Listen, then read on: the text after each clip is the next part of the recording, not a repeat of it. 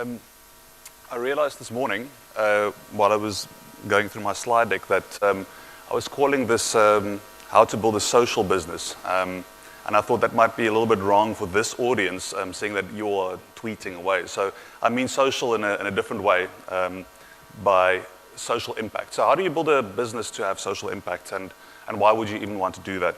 And then specifically, I just want to briefly share with you some of our experiences in doing so, and why we think it's cool. So Muhammad Yunus, Nobel Prize winner, and also the founder of Grameen Bank in the 70s. And he's done more than anybody else, I think, in really empowering people at the base of a pyramid to get access to financial services. And one of the concepts that he's come up with is the whole idea of a social business, and the fact that there's something conceptually wrong with us only building profit-maximizing companies. And so what he says is that we can have businesses that coexist, that are profit-maximizing, and also that drive a social agenda. And talking about social businesses, I also want to talk about what they are not. So I'm not talking about charities. So I'm not talking about businesses or charities that rely on donations to make money. I'm not talking about non-profits. I'm talking about for-profits. And I'm not talking about CSR, or corporate social responsibility, or corporate social investment. In other words, having a very tiny part of your business have a social impact. I'm really talking about businesses, and the definition really is a social business is one that is non-loss. In other words, it does make a profit, but it doesn't declare a dividend, and it's designed to specifically address a social goal. And secondly, the profits are used to expand the company's reach and improve the products. So, why even build a social business? We have 1.7 billion people in the world that are currently living in absolute poverty. And when we mean absolute poverty, we mean they are not capable of purchasing or acquiring even the basics to lead a decent life. So that means nutrition, health, clothing, shelter, fresh and clean water. So obviously it's something we need to do something about. We can't rely on government to fix this problem, and I think entrepreneurs, the people in this audience, are ideally suited to coming up with solutions that are going to address this problem. On the other hand, 10 million rich people in the world. I'm going to count, I think there are 1,000 people here. A rich person, economists defines as somebody who's got net asset worth of $1 million. And I think, seeing that you all are entrepreneurs or want to be entrepreneurs, I think you're all intending or are already rich people. So I think you'll agree with me that we've got vast inequalities in the world at the moment, and even more so in Africa. This is a heat map of Gini coefficient. If you know, it's a measure, it's not a perfect measure of inequality.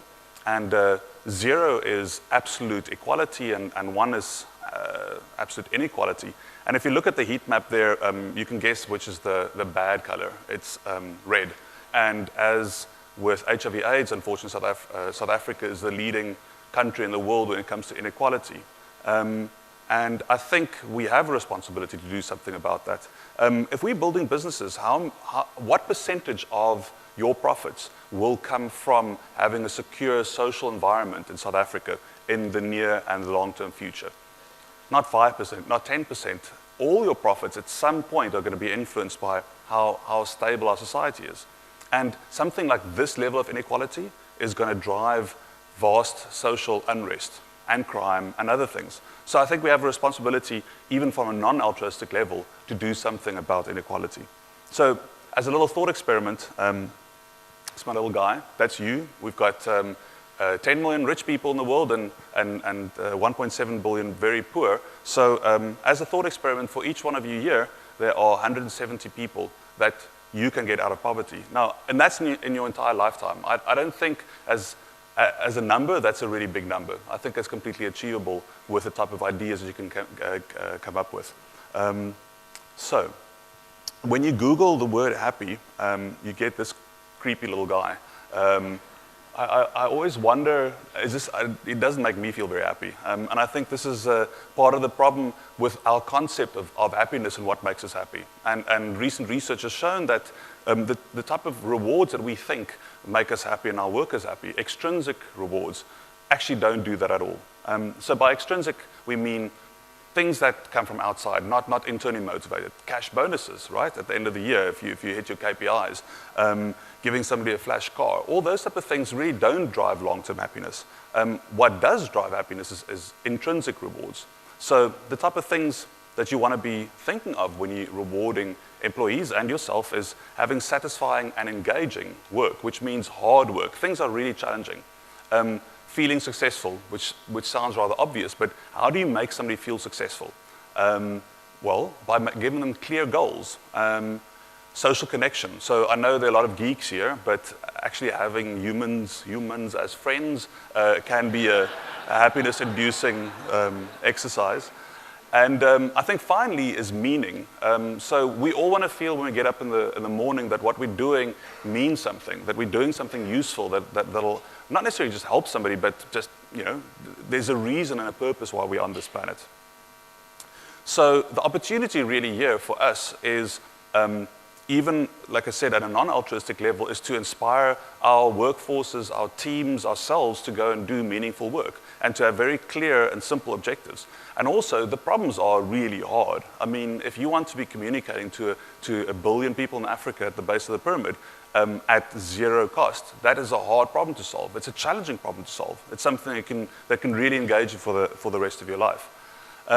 So when we design services at this level, we're thinking about things like accessibility, affordability, and simplicity. Is it possible for our audience to reach this? Is it relevant to our audience? And lastly, because we are a social business, is it sustainable? What is a business model around this? So I always like to quote this guy, Paul Pollock. He's got 3 don't bother rules. Actually, he was a guy who invented the treadle pump.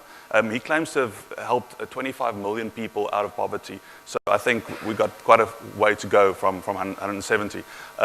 But his 3 don't bother rules are, if you can't reach 1 million people, don't bother. If you haven't spoken to 25 people that you're trying to help, don't bother. And if you can't break even or be cash flow positive after a year, don't bother. That's a tough challenge, but it's an inspiring challenge. So when we look at Africa and the environment that we've got, what an amazing opportunity as well.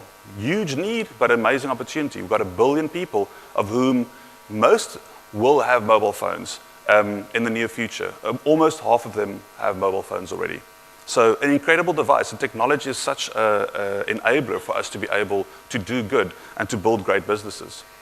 But services are still expensive, and we need to keep on driving down those costs in order to be able to build low-cost and effective services. And I think the other really amazing thing is, we had John here from Swift River just now, but how much of the really amazing innovation and the really breakthrough technologies in Africa have been developed by Africans right here. So things like Ushahidi, M-Pesa, which is a poster child for really BOP business models.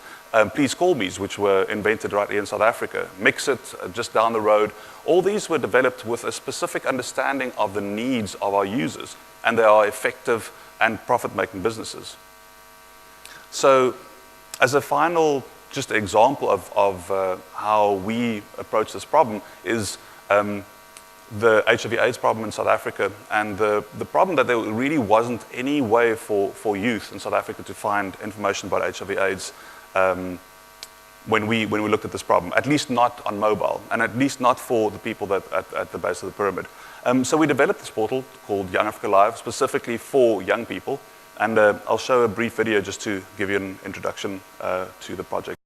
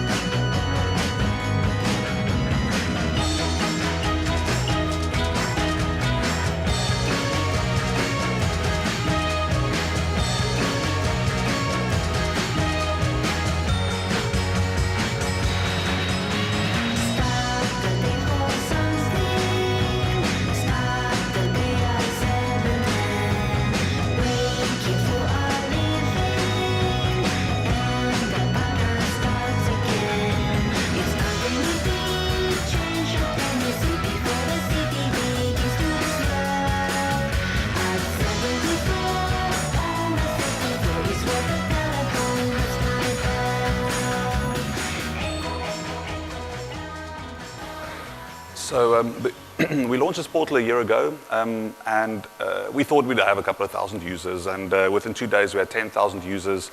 We added 25,000 users now the last couple of months. We've got over 330,000 users on this portal at the moment.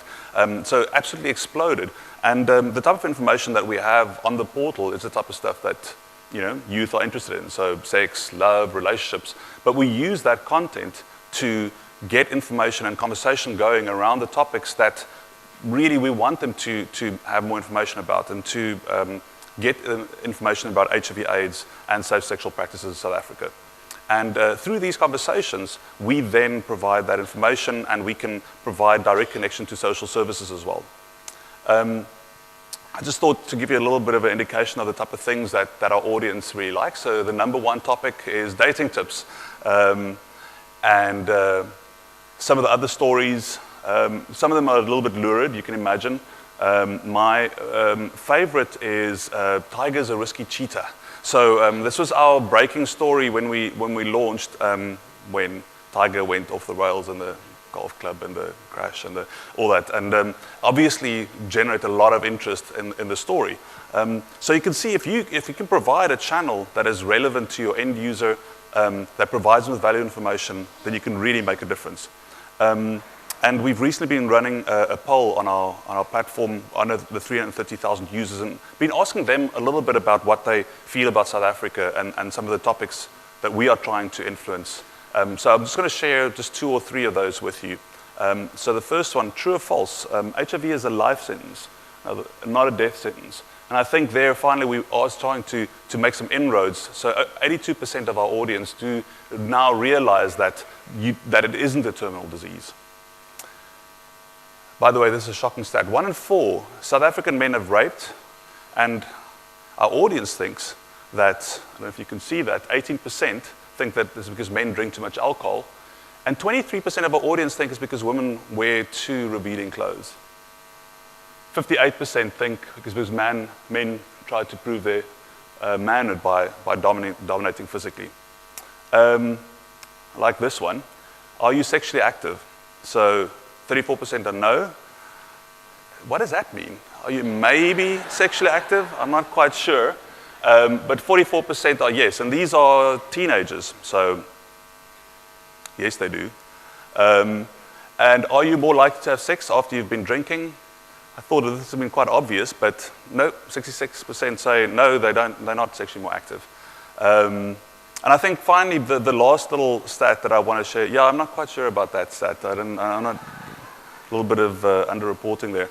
But the one thing that I think is depressing but inspiring in a way, or at least it's a challenge for us, is we asked them, do you think you have a great opportunity to get work when you finish with school? And 41, you think that's good. What's actually really depressing is that almost 60% of our youth in South Africa do not believe they're going to get jobs when they finish school. So 30% think there's absolutely zero chance, and 30% think a very rare chance. And I think there's a great opportunity for us to do something and to make sure that there's more hope for them in the future and to build great social businesses. Thank you.